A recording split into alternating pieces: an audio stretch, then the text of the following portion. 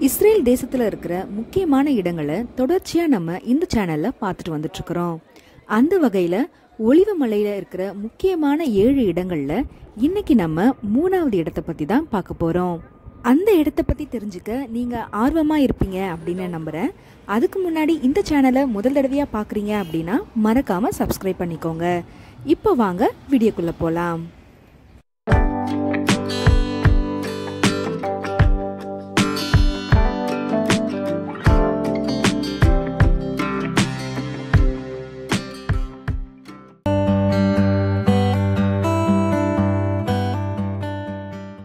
ஒலிவமலையில் இருக்கிற Russian orthodox சர்ச்சை பற்றி நம்ம கடைசியாக ஒரு வீடியோ போட்டிருந்தோம்.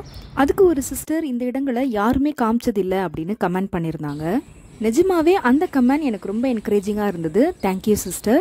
அந்த வீடியோவை பார்க்காதவங்களுக்காக லிங்கை டிஸ்கிரிப்ஷனில் கொடுக்குறேன், வேணும்னா செக் பண்ணி பார்த்துக்கோங்க. இன்னைக்கு நம்ம ஒலிவமலையில் இருக்கிற டாமினஸ் ஃபெல்விட் சர்ச்சை பற்றி தான் பார்க்க போகிறோம். என் கூட சேர்ந்து நீங்களும் ஒலிவமலை ஏற ரெடி ஆகிருப்பீங்கன்னு நினைக்கிறேன். இந்த சர்ச்சை பற்றி பார்க்குறதுக்கு முன்னாடி உங்களுக்கு அப்படியே இந்த இடத்த ஒரு தடவை சுற்றி காமிச்சிடுறேன்.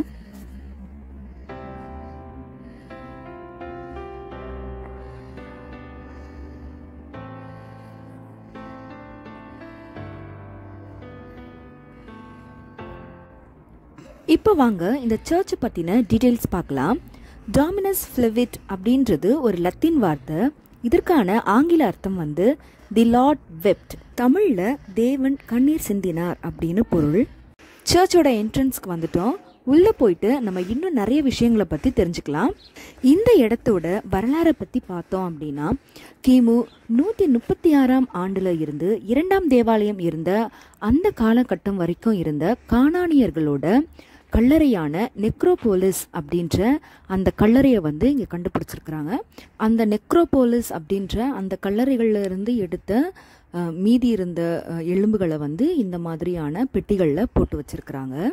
இதை வந்து 1953ஆம் ஆண்டு இந்த இடத்துல நடந்த அகழ்வாராய்ச்சியில் தான் கண்டுபிடிச்சிருக்கிறாங்க. ஒலிவமலையில் இப்படி ஒரு அமைதியான இடத்துல ஒரு குட்டி சேப்பல் இருக்குது.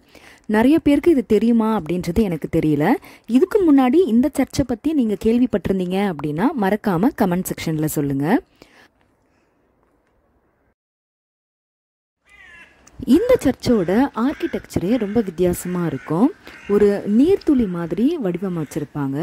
இயேசு கிறிஸ்து இந்த இடத்துல கண்ணீர் சிந்தினார் அப்படின்றதற்காக கண்ணீர் துளி மாதிரி இதை வந்து வடிவமைச்சிருப்பாங்க.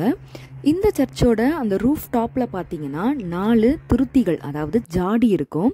இது வந்து எந்த வசனத்தோட அடிப்படையில் வச்சிருக்கிறாங்க அப்படின்றது உங்களுக்கு தெரிஞ்சது அப்படின்னா மறக்காமல் கமெண்ட் செக்ஷனில் கமெண்ட் பண்ணுங்கள்.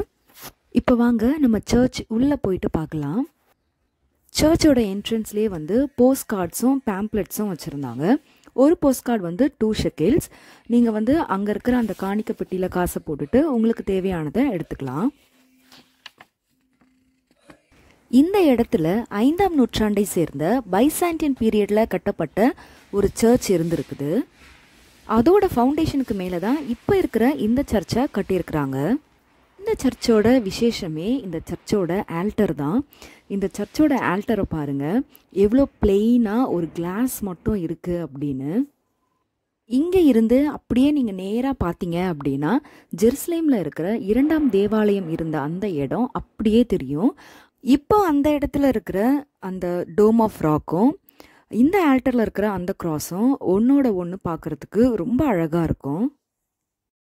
இயேசு கிறிஸ்து ஒலிவமலையிலிருந்து ஜெருசலேம் நோக்கி போகும்போது இந்த நகரத்தை பார்த்து கண்ணீர் விட்டு அழுவாரு. லூக்கா 19ஆம் அதிகாரத்தை நீங்கள் வாசித்து பார்த்தீங்கனாலே தெரியும். இயேசு கிறிஸ்து இந்த நகரத்தை பார்த்து கண்ணீர் விட்டு அழுததுக்கு அப்புறமா இந்த நகரத்தில் இருக்கிற இந்த தேவாலயம் எப்படி ஒரு கல்லின் மேல் ஒரு கல் இராதபடிக்கு அழிந்து போகும் அப்படின்னும் யூத ஜனங்கள் சிதறடிக்கப்படுவார்கள் அப்படின்னும் தீர்க்க தரிசனமாக சொல்லியிருப்பாரு. இந்த நிகழ்வை நினைவுபடுத்துகிற விதமாக தான் இந்த இடத்துல இந்த சர்ச்சை கட்டியிருக்கிறாங்க. இந்த சேப்பலில் வந்து உட்காந்துட்டு இந்த ஆல்டரை பார்க்கும்போது அப்படியே இயேசு கிறிஸ்து எப்படி இந்த நகரத்தை பார்த்து கண்ணீர் வடிச்சாரோ அதே மாதிரி இந்த ஜெருசலேம் நகரத்துக்காகவும் இந்த ஜெருசலேம் நகரத்தோட சமாதானத்துக்காகவும் ஜெபிக்கணும் அப்படின்னு மட்டும்தான் தோணும். இப்போ இஸ்ரேல்லையும் அதை சுற்றி இருக்கிற நாடுகள்லையும் நடக்கிற இந்த போர் சூழல் மாறணும் அப்படின்றதுக்காக நீங்களும் ஜெபம் பண்ணிக்கோங்க. சர்ச்சுக்கு வெளியே வந்துட்டோம். இங்கே வந்து அப்படியே ஒரு கார்டன் ஏரியா மாதிரி இருக்குது. இங்கே வந்து நிறைய ஒலிவ மரங்கள்லாம் வச்சுருந்தாங்க. அப்படியே எதிர்த்தாப்பில் பார்த்தீங்க அப்படின்னா கிதரோன் பள்ளத்தாக்கு தெரியும்.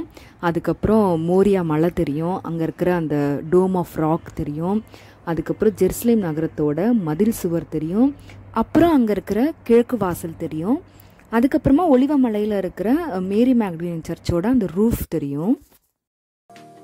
இந்த அழகான வியூவில் கொஞ்சம் ஃபோட்டோஸ் எல்லாம் எடுத்துட்டு நாங்கள் கிளம்பிட்டோம். அடுத்ததாக இந்த ஒலிவமலை சீரீஸில் இன்னும் பார்க்காத சூப்பரான இடங்கள்லாம் நம்ம பார்க்க போகிறோம். அதனால் மறக்காமல் சேனலை சப்ஸ்கிரைப் பண்ணிக்கோங்க.